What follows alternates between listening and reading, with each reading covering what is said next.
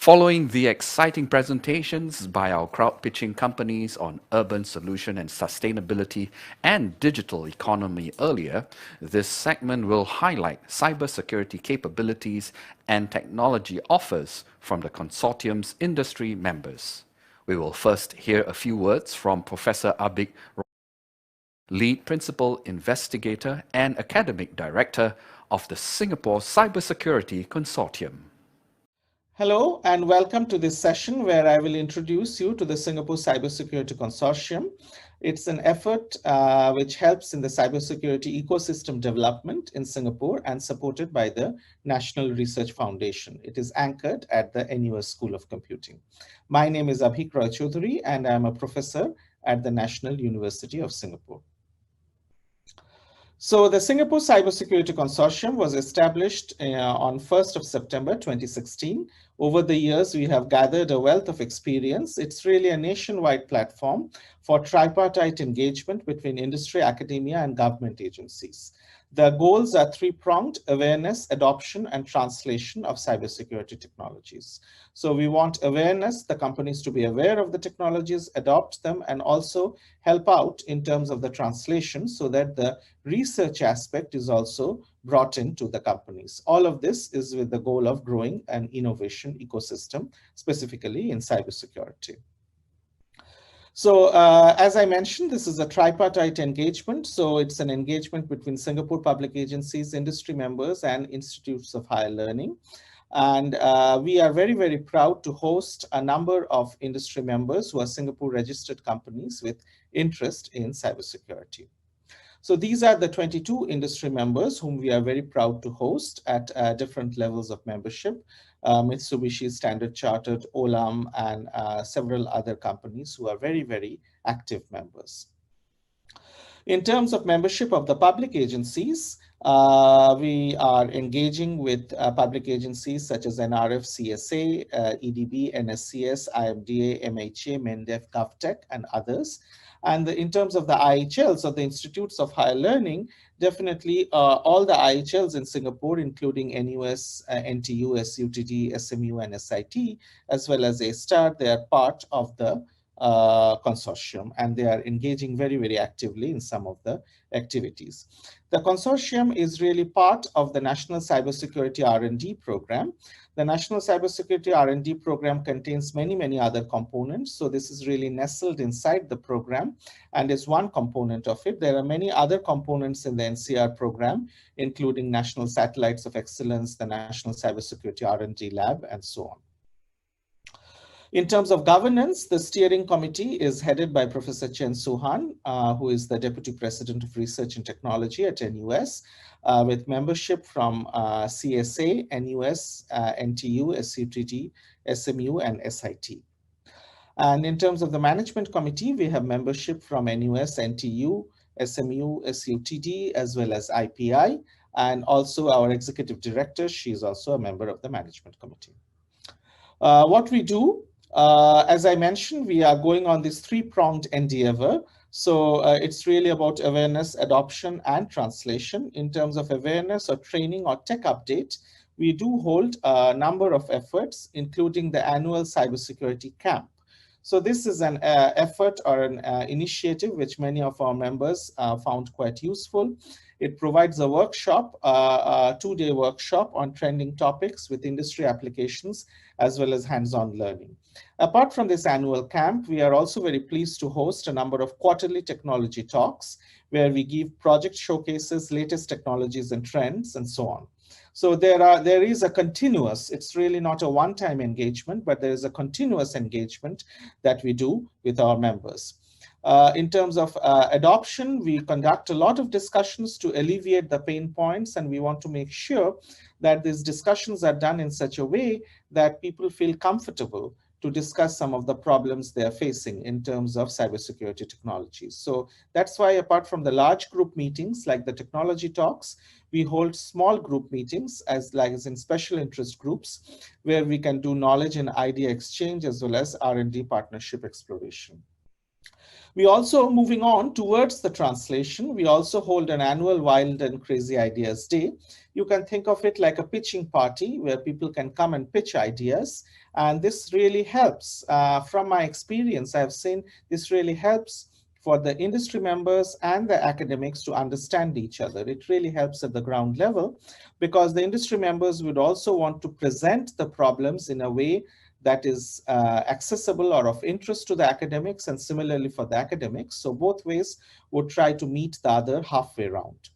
Moving towards the translation, this Wild and Crazy Ideas Day, this usually leads to an annual seed grant call where we fund not one company or one university, but rather an industry academia pair for a period of 1 to 1.5 years. Apart from the grant call for enabling translation, we also hold this Lean Launchpad cybersecurity track. So it's really a way for encouraging innovation. You can think of it as a vehicle for encouraging innovation, but specifically in cybersecurity. So we at the consortium, we curate the content in terms of the various cybersecurity areas and also bring in experts and mentors to help the budding entrepreneurs in this journey of launching a startup in the area of cybersecurity. So it would be a very interesting mix of business as well as technical discussions. So now I give, in the remaining time, a little bit of details about some of these activities. The annual cybersecurity camp, as I mentioned, is a 2-day workshops. It's a couple of days on trending topics. So we have alternated between different topics such as deep learning and cybersecurity, blockchain and cybersecurity, or secure critical infrastructure. So we want to have a holistic coverage, and some of the topics on which there are a lot of interest, like deep learning and cybersecurity, we have held it a couple of times. We have also engaged with the RSA conference in the Cyber Investigators Challenge, which allowed us to hold the camp twice last year. In terms of the quarterly technology talks, we usually have speakers from government, student projects, industry trends, discussions, experts, and so on. So it would be the usual engagement in terms of research and technology discussions. But we also slip in other things like maybe tour of some test beds as part of these technology talks. As I mentioned, moving on from awareness into adoption, we want to have some small group discussions, because if we want to encourage people to adopt, adoption always meets up with a little bit of a challenge because people will be disrupting their workflows. So we want to make people feel comfortable about the adoption. And for this reason, and this reason only, we hold these small group discussions, which are organized in between the major events. And this allows people to do a deep dive into specific areas, and they are more comfortable to discuss the points. And we have these special interest groups on very, very topical areas, including threat intelligence, data protection, CPS, software and system security, mobile security, and cybercrime. One thing to note here is that we want to have ownership of all the IHLs. So we want all of them to really own this consortium. And for this reason, the special interest groups are headed, each special interest group is headed by a different IHL. And we also have a special interest group on cybercrime, which is actually headed by MHA, and it's a very, very popular special interest group as well. Moving on towards the translation. So this is really the in-between part between the adoption and the translation. We hold this annual Wild and Crazy Ideas Day. As I mentioned, it's more like a pitching party where the industry members and the academics can come in and take part, and they can try to meet the other side halfway. We also engage with the public agencies very much in this so that we can curate problem statements from them and see if we can get our industry members or academics interested in those. The Wild and Crazy Ideas Day would form a natural segue, would naturally lead into the annual seed grant call, which, as mentioned earlier, it really is given to an industry academia pair, not an industry or a member or an academic, but rather an industry academia pair. This would be slightly higher TRL than the academic project, so it would be at a higher technology readiness level, or TRL. And the goal is to have deployment. That means produce technologies which will be actually deployed in companies, would lead to maybe some amount of commercialization, or will lead to larger projects. As mentioned in the translation, we also organized this Lean Launchpad Cybersecurity track. This is a 10-week experiential learning program meant for researchers and young startups, people who are actually in the early stages of their innovation journey. And we help curate the curriculum. But even apart from that, there are a lot of components, as would be clear in this slide. There is business coaching, technical expert sharing. So we curate the content and bring in these technical experts. There is customer discovery, market validation, and also the industry mentorship. So this is also one way in which we benefit quite a lot from our industry members, and the industry members also benefit by engaging with the budding entrepreneurs. So they provide the mentorship, and this is also one way in engaging more with the industry in building up a holistic cybersecurity ecosystem. It's another vehicle. These are, in terms of achievements, these are some of the seed grant projects which have been funded in 2017, where either the prototypes have been made available in the National Cybersecurity R&D Lab for the entire Singapore community to benefit from it, or the findings have been shared with various bodies like the CAAS, the Civil Aviation Authority of Singapore, or it has led to other agency-supported projects, or maybe the malware database and analysis, as in this project. This has been made available to the community. So we do quite a bit of community engagement in this way, that the products from the projects can be made available to the wider community in Singapore. These are some of the seed grant projects in 2018 and 19, which are ongoing. So they will be coming to an end soon. As you can see, various agencies as well as members have been funded. So it's really a partnership between the IHL and the industry members. We are also very, very pleased to have funded these two projects very recently between SUTT and Silence Laboratories, which is actually a startup based in SUTT, and between A-Star and Silverco. These are two projects we will be keeping our eye out for, and we are very pleased to have funded them. In terms of tech adoption drive, we take part in various activities like the Industry Day. This is something we have helped organize earlier.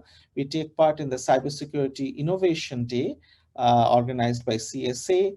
And just this year, we took a very active part in the Singapore International Cyber Week, or the SICW, which is the flagship effort in cybersecurity in Singapore.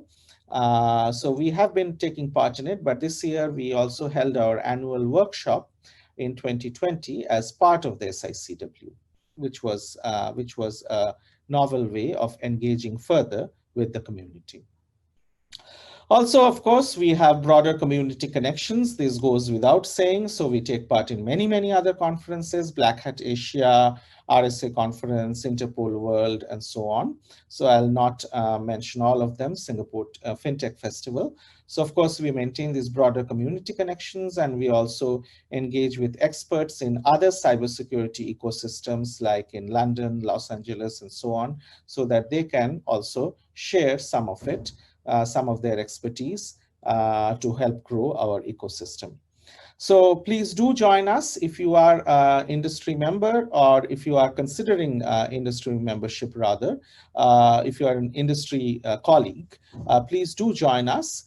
Singapore registered companies, they can apply for corporate membership. There are all these benefits like close relationship, access to talent, and eligibility to apply for the seed grant, and various other exposure opportunities and event knowledge partnerships, including this very event that we are in, organized by IPI. If you are interested, please write to us. Our email address is easy to remember, cyber@comp.nus.edu.sg. If you are individuals, again, you can write to us, and you can still join by taking part in our mailing list, so that whenever we organize any of the events, Recently, we have been organizing more of them online, but previously we had in-person events, and we hope to go back to in-person events soon.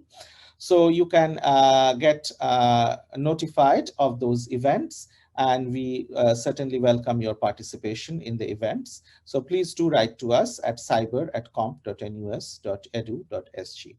So with that, I would like to finish my welcome. Thank you very much, and I look forward to your participation, engagement, and membership in the Singapore Cybersecurity Consortium in our efforts to build up a healthy, strong, and holistic cybersecurity ecosystem in Singapore. Thank you.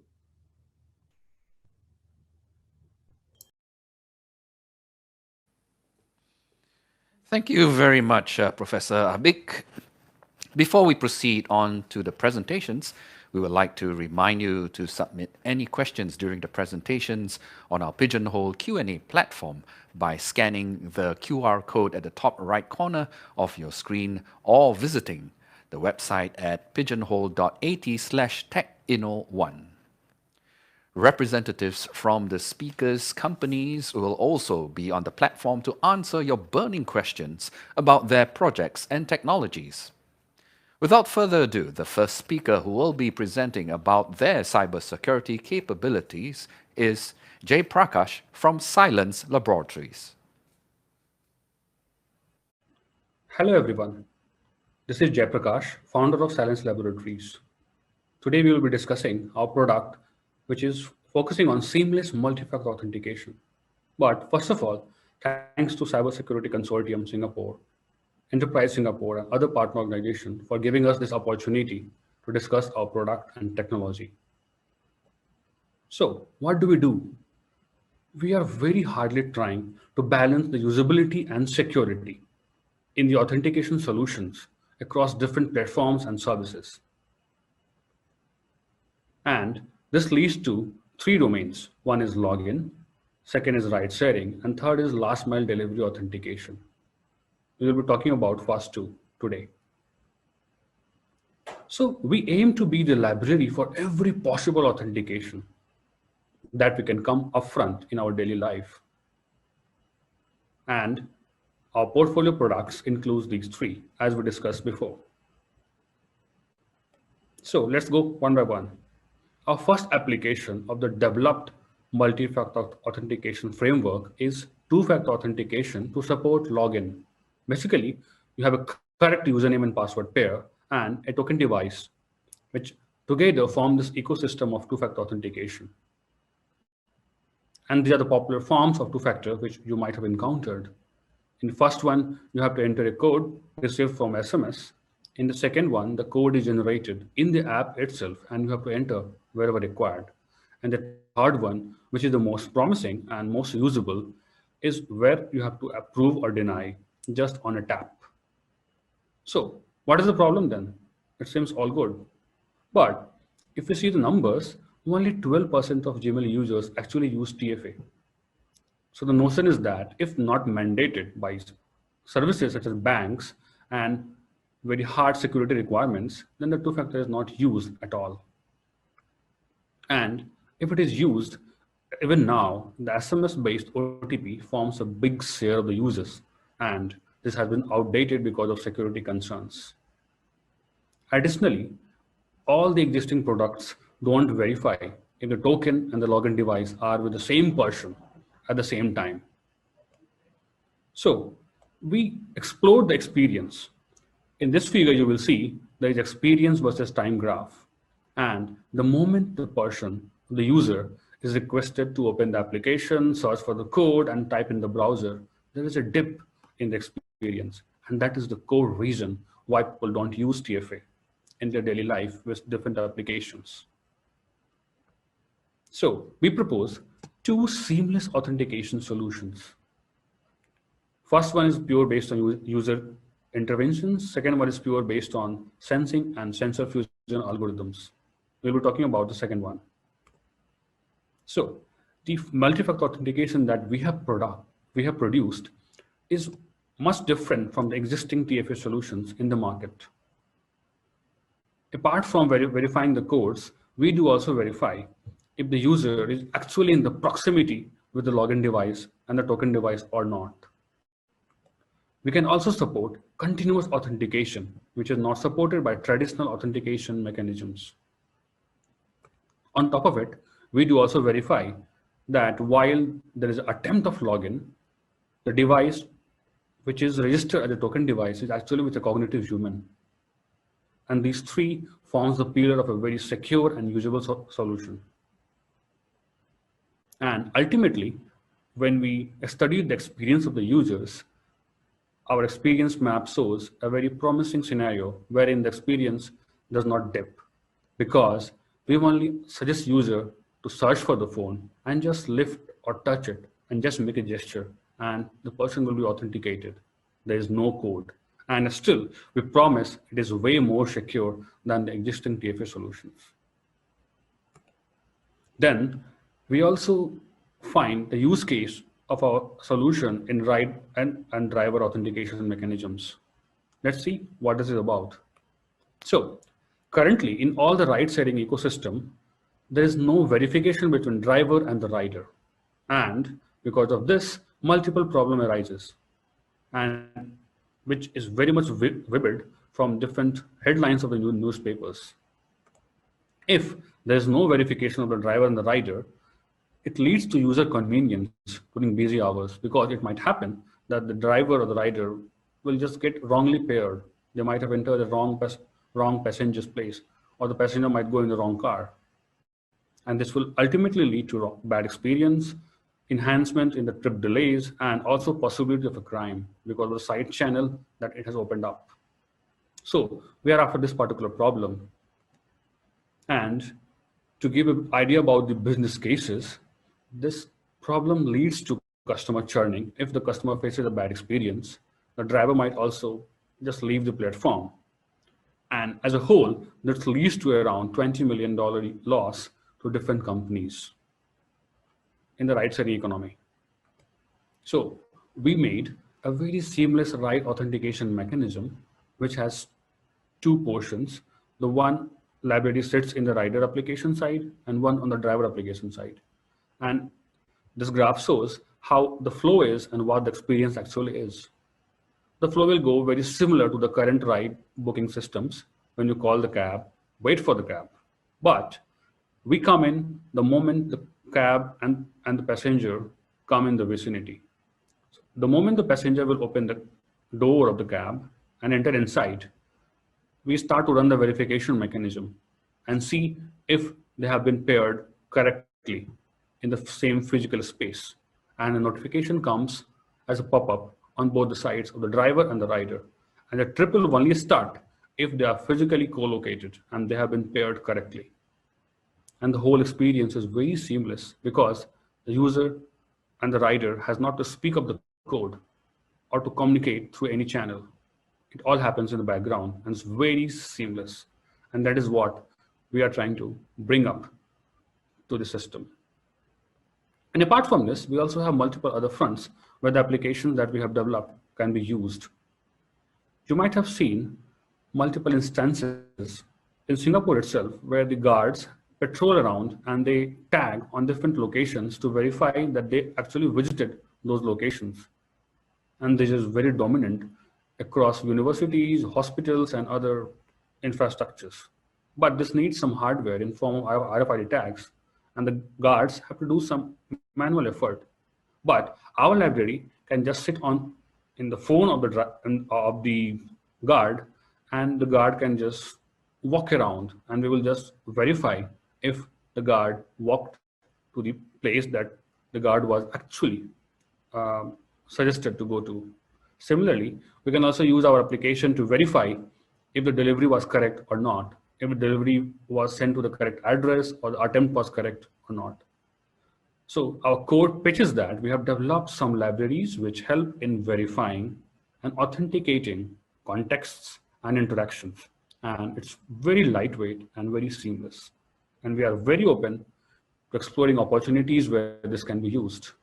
We are looking for partnerships and commercialization opportunities with the members and the attendance of this event. To briefly discuss about the company, We are a very young company, established last year and incorporated in Singapore. We are founded by alumni of IITs and MITs, and we have a pretty strong research background and are backed up by experts in both security and usability domain. To present, this is me, who is leading the design and the technology aspects. Our co-founder is Andre, who is leading the application security, and we have Professor Tony, who is the director of the company and is leading the algorithm design and supporting the team at every front. And we three have a dream of becoming the library for every possible authentication. Thank you very much. We're open to questions.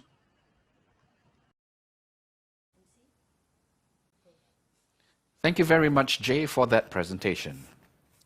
Next, we have Benjamin Lecocq from Secure IC. Hi, I'm Benjamin Lecocq from Secure IC, in charge of the business development for the Southeast Asia region. We are here today to talk about Secure IC's innovative security solution for embedded systems, the Cyber Escort unit. Secure IC is the only provider of end-to-end embedded cybersecurity solutions on the market. Our market differentiator is the PESC approach. We enable our clients to protect the embedded system, to have security evaluation tools, to be supported all along the design phase up to certification, and then manage the lifecycle of connected objects. Security is by default horizontal. Hence, security solutions are proven in various verticals, from the automotive, IoT, mobile, media, and defense applications. There are two main security challenges with nowadays electronic system. First one is CPU have more and more performance. It can be seen as an advantage for electronic consideration, but it actually has critical negative impact on security by neglecting some recommendations on the program execution. For example, Spectre and Meltdown attacks exploit speculative execution on processor, embedding this optimization. This optimization maximizes the performance of the processor, but speculative logic is unfaithful in how it is executed. Can access the victim memory and registers, and even this attack can perform operation with measurable side effects. The second security challenge is software code contain bugs. That's the truth. Bugs are breaches in cyber protection because they are source of weaknesses and attacks. Bugs are not predictable. If they were, they would have been corrected already or patched. And they represent an open door to zero-day attack. You know, those new attacks that have not yet patched or don't have any recommendation to mitigate these attacks. That's why called zero-day. So the current limitation of the protections on the market nowadays. Well, this protection, the software patch, are not adapted to these threats. Software protection have a limited protection perimeter. Usually, they are a piece of software code for mitigating just the attack surface for the targeted vulnerability, but other attack paths exist. Software protection can be targeted by cyber attack, and their actions are specific and known. If the patch is not correctly installed by the user, the vulnerability is then open access.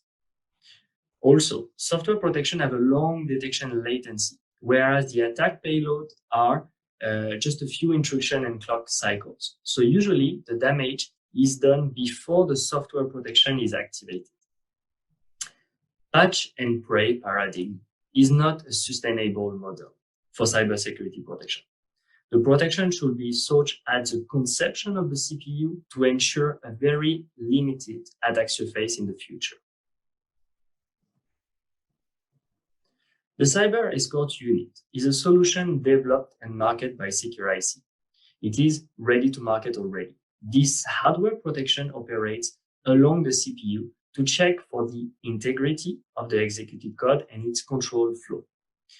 Cyber EU is a hardware module which is able to detect timely the corruption of the executed code and the deviation of the executed flow, where the path the usually attacker uses. So the benefits of this solution. Well, the first one is truly innovative in a way. It's the real-time detection of zero-day attack. By escorting step-by-step the program execution, the Cyber Escort unit monitors everything passing between the cache and the processor. Since the protection is in hardware, the reaction phase to an attack is at the clock cycle of the detection. Basically, no software latency. The second innovative aspect is the security features. It's very deep security because the protection is against all cyber attack and physical attack targeting the code execution and the code integrity. Contrary to the speculative execution, in an environment which includes the Cyber Escort unit, all the code executed is well mastered and trusted. If a user, malicious or not, tries to deviate the instruction flow or the data integrity, the Cyber Escort unit will detect this unexpected behavior. Finally, the third innovative aspect is the high security for nearly zero impact on the performance of the embedded system. Cyber Escort unit works in parallel of the CPU. It does use the resources of the CPU.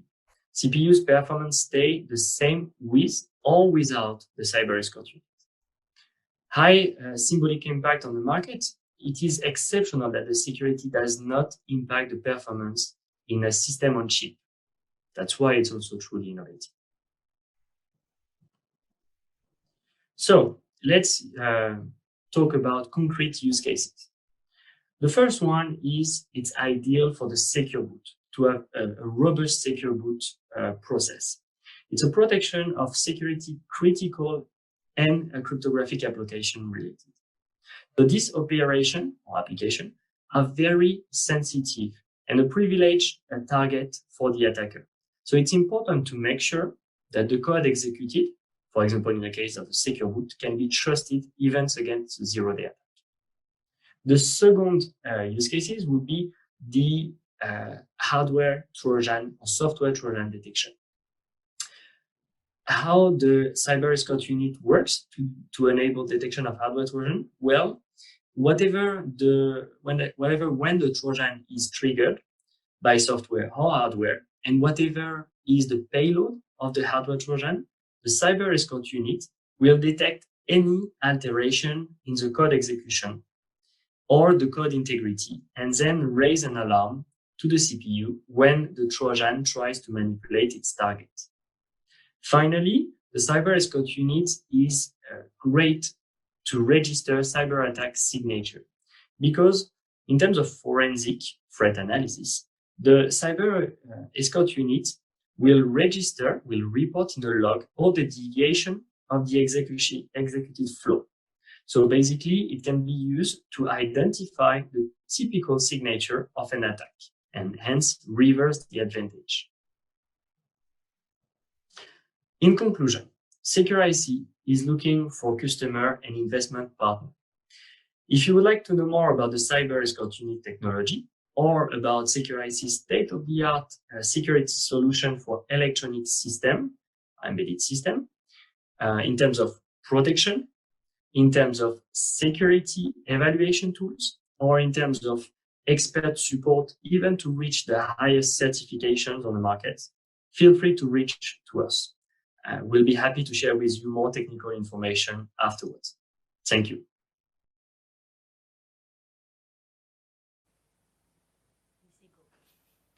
Thank you, Benjamin, for that presentation.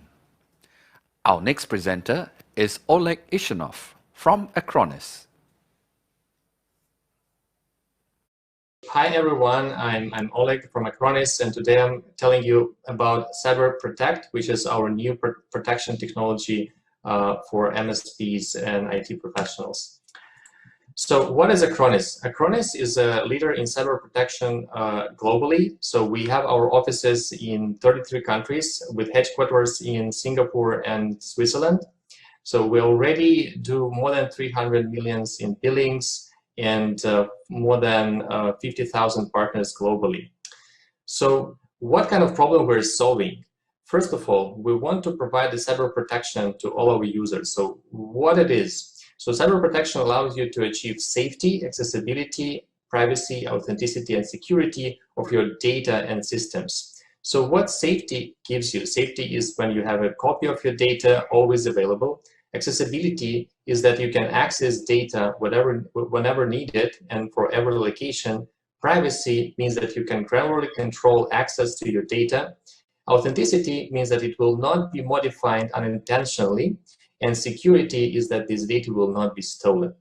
So all these 5 vectors of protection we combined in our product called Acronis Cyber Protect, which is an all-in-one protection for MSP and IT professionals. So it combines such technologies like proactive protection, active protection, reactive protection to allow you mitigate all kinds of threats. At the same time, we design it for integration with different systems like RMM solutions, PSA solutions, so it will be very simple for MSP customers to use it. At the same time, we focus on productivity and efficiency so that you can spend much less time managing this solution than other old type of solutions. So the power of the solution is in its integration. It now integrates 3 types of products like patch management software, anti-malware solution, and the backup solution. All in one, it's one console, one agent, and all in one license. So very easy to manage. So what are the unique capabilities of this integrated solution? So first of all, you can automatically recover from any type of ransomware attack. Either it will be stopped by our solution right at the beginning, or you can automatically recover all your data from the backups. Also, with our specific forensic backups, you can do the deep investigation of any security incident and be sure that you will understand what happened and how to prevent it in the future. So application protection gives you another layer of protection of applications like Zoom, WebEx, and other important communication applications you use. So your business will not be affected by attacking these applications. So we also can work without any internet connectivity. So if you have an isolated environment or some internal networks, that will be fully operational. Our protection will be fully operational in your case as well. And we combine more than 10 different protection layers into one agent so that if attacker will be successfully bypassing one layer, the other layers will be definitely helping to catch it. So it's important to understand that all the products on the market, they try to achieve the 100% protection level. However, that's usually not possible, and there is also always 0.1% that actually matters. When you cannot detect a threat, you should be always able to quickly respond and recover from this threat. So that's what Acronis Cyber Protection gives you. Together, that would be 100% protection when you can easily either detect or quickly respond and recover from a threat. So all our solutions are actually testing by independent labs and organizations for its efficiency. And as you can see, we proved many times this year that the protection level and the level of false positives are really one of the best in the industry, so that you can fully trust the solution and basically don't use any other solutions like antivirus or the backup, and the Cyber Protect will give you all the things you need. So with that, I probably will go to the demo of the product and show you how it looks like. Let's start at the Acronis Cloud Console. Here you can see a overview of all the devices you have, recent alerts, current protection status, and of course, you can configure additional views, widgets, and which are most important for you. So now let's head over to the devices. Here you can get an overview of all the systems you have protected. Also check the CyberFit score of the device, which combines the settings like firewall settings, VPN availability, and other things we can check. So the protection plan is something which allows you to configure multiple things, starting from the backup. So you can, for example, back up the entire machine, right, or SQL server. You can also enable the continuous data protection, which allows you to automatically back up files like Office documents as soon as they are modified on the system and put them right into the backup. Also, you can define the schedule, where to backup, encryption settings, and so on. Also, we have so-called forensic backup, where you can also have a memory dump and process this information inside the backup and later use it in the investigation. In the anti-malware section, you can have see active protection, which is a ransomware protection we have. Then you can have a self-protection to eliminate any possibility to disable the product or modify the backups, behavioral engine to monitor processes, and exploit prevention to monitor any types of exploitation or any types of zero-day attacks on your machines. Also, we have URL filtering, which allow you basically to protect you from phishing attacks or malicious URLs, as well as different, you can define the categories which will be available to the user. For example, you can disable gambling for all your users. Well, now we also have vulnerability assessment, patch management in our product, and data protection maps. So all this gives you the very well kind of defined set of protection layers which you can apply to the machine with one click. Then, for example, let's take a look at how to work with the patch management. So when you identified some vulnerabilities on your machines, you can apply patches either for Microsoft Windows or third-party applications. Each patch can be applied separately. You can apply it to some particular machine to test it, or you can apply it to the all machines you have at the same time. So then let's take a look. If you, for example, what is the threat feed? The threat feed is like a list of the recent most relevant alerts and news about different attacks in the world. And the good thing that you can remediate the possibility of such attacks on your organization by just clicking one recommended actions. Let's assume you have an alert, right, with the detection of some malicious file, and you want to investigate a bit more. You can click on the machine and then go into it using our connection from the console, directly from the console, via HTML5 client. So it works when you just enable the RDP connection on the machine, and then we securely connect to this machine with admin credentials. So what we can see here, for example, you see some suspicious process, and let it be like one of the potential ransomware files. So let's check how it can be easily eliminated and detected by our product. So let's assume you want to execute it, right? And we definitely see some activity going on. So this wasted logger is trying to encrypt your files and data. However, in the documents folder, you see some pictures which were untouched, and that's because we were proactively stopping and removing this ransomware. At the same time, we were quickly recovering all the data from the local cache, so it was not touched. Yeah, and now you see the alert about the suspicious activity detected and blocked, and all the changes reverted. This is our Acronis active protection, our best-in-class ransomware protection. Well, also, let's take a look if you want to recover some of the files. Yeah, you can take one of the backups and see that you want to extract some files from there. But we do also scan these backups in the cloud, so you can ensure that no malicious files will be recovered from this backup. So to investigate more, you can even take and run this backup as a VM and ensure that nothing bad still persists on that machine. So I guess that's it. Thank you.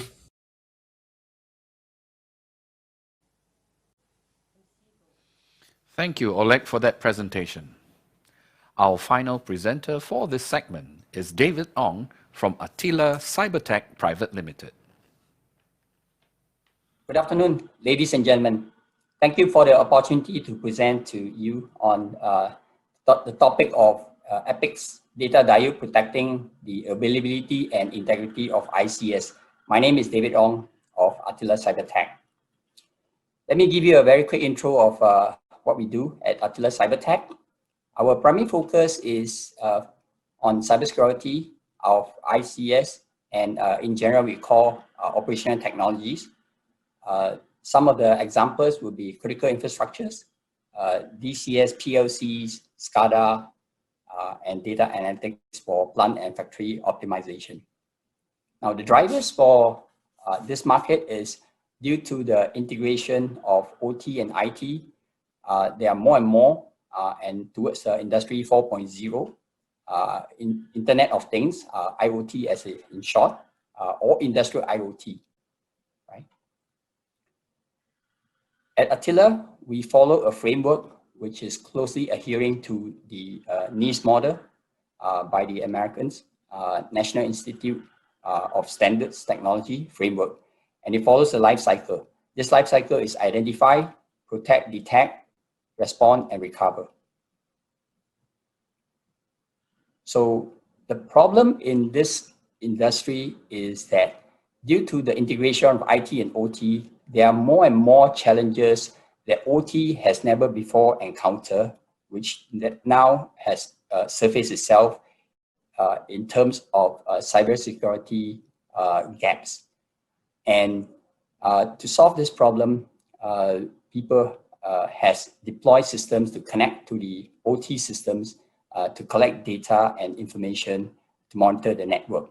However, the more you connect to the network, the more is the problem that can arise if you are not careful. And this comes in the form of what we call attack surfaces or attack vectors. And it can happen from the internet if the network is internet facing. It can come from infected laptops. It can come from wireless network, misconfigured firewall, or even as simple as an infected USB thumb drive that is connected to the plant. Now, as I mentioned, when you have a system that is connected to the plant network, the untrusted site, which is the one that you install your intrusion detection system or your monitoring system for the health of the plant network, you would then have to connect to a switch that is configured with a mirroring port or a span port. In the diagram here, it shows the little circle, the span port. This is the port that redirects all the network traffic on the plant network through this port so that the untrusted site can monitor what's happening. In theory, this works very well if nothing happens on the untrusted site. But what if the untrusted site is infected with malware, and we have tested that it's possible to attack through the span port, mirroring port, to take down the plant network. Although people think that it's safe with the mirroring port, it's definitely not a one-way traffic, right? So what we have done is to put a data diode to ensure that data flows one way from the left to the right, which means from plant network to the untrusted network, all right? But not the opposite way, all right? So here's a little demo to show that this can be done. So it's not just in theory, we have tested it on our own test bed. We flood the switch through the span port and bring down a motor immediately. And the motor is connected to the PLC, right? And also take down the HMI, the human machine interface, right? In this case, the inverter driver is also brought down, right? So this is a flood attack through the span port, right? Okay, so this proves that it's possible to attack a plant network through the span port.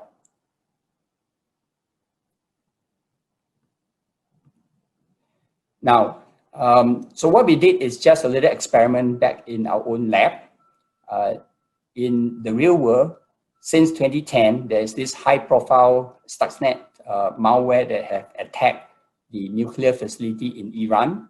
Right through, we did not capture everything, but we capture only mostly high-profile. You have Black Energy 2 in Ukraine that took down 100,000 households without power. And the more recent one is in Saudi Arabia, Triton, which attacks a safety system. This safety system is actually a safety PLC, which is used to protect a refinery petrochemical facility. and they are actually attacked. Fortunately, no damage was done as it was discovered in time. So what is the data diode that I'm talking about? Is this ADPICS, anomaly detector and protector of ICS data diode, as shown in the diagram here. Now, a data diode is simply a device that can be connected to a network that ensures data flow from the trusted site to the untrusted site, such that you do not allow any malware or data backflow into the trusted site. When I say the trusted site, is usually referring to the plant network, and the plant network is the one that need to continue to operate, and you do not want any backflow or malware to flow into the network.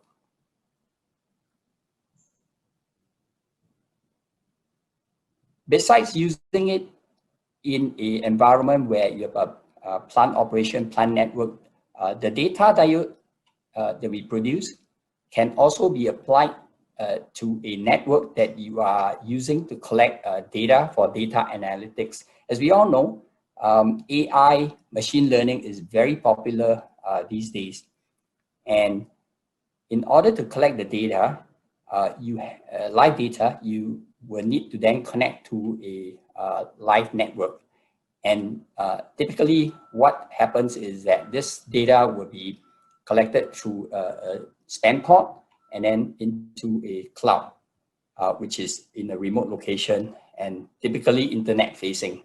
And therefore, without a data net diode like ours, there is also potential for the same problem that I just illustrated, that malware can flow back and attack the span port and take down the entire network.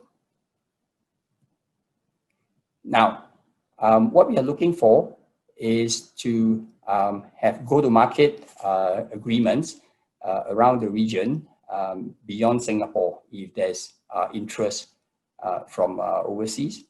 And of course, locally in Singapore, if there are various market segments that has potential, we welcome any collaboration. And also we are looking for end users who are interested to test in their environment, which either could be a plant network, or it could be a network that you are collecting data for AI or data analytics. And although we have already deployed in several sites in Singapore, we will want to expand the area of application. And this proof of value opportunity, it's something that we can certainly perform and demonstrate to our end users, our potential customers, that this data diode can help to secure your environment while achieving the goal of collecting the data in a safe and secure manner. I'll be happy to take on any questions, as the presentation is very short. I can't possibly give you any of the details, technical details, but certainly be happy to provide more information. This is my contact, my name and email address, phone number is there. Feel free to reach out. Thank you very much for the opportunity to present to everyone, and have a great day ahead.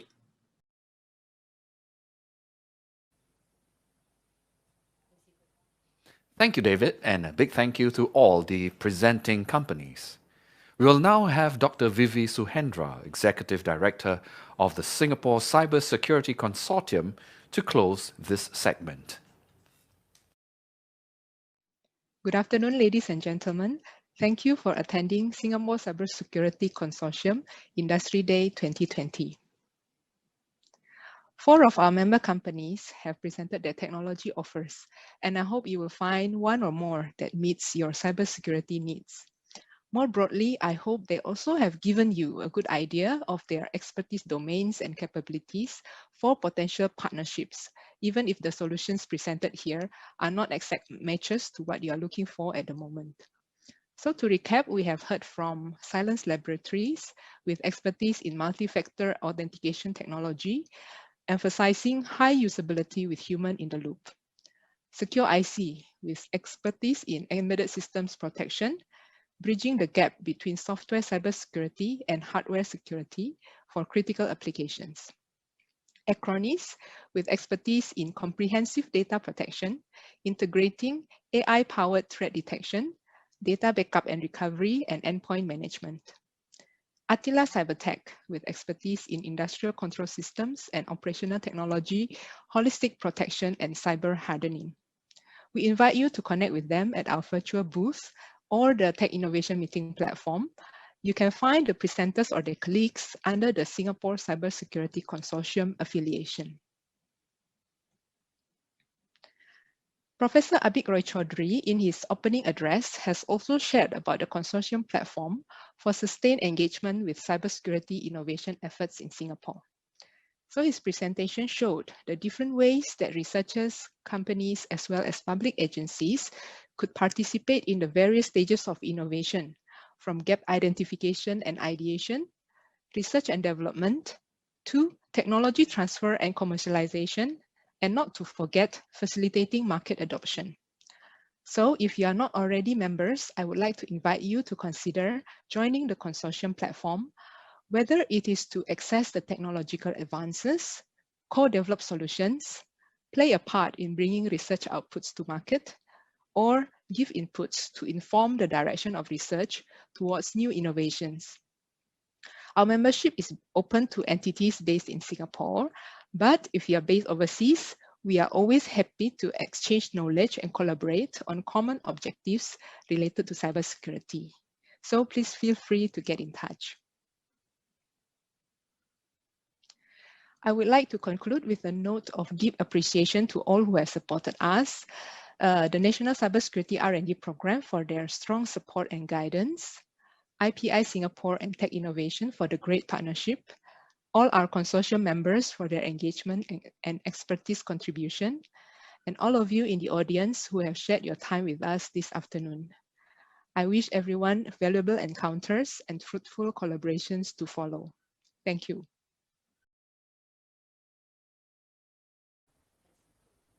Thank you, Dr. Vivy. If you have any additional questions for our speakers, please secure a virtual one-to-one meeting with them on the Tech Innovation portal at techinnovation.com.sg before the 18th of December.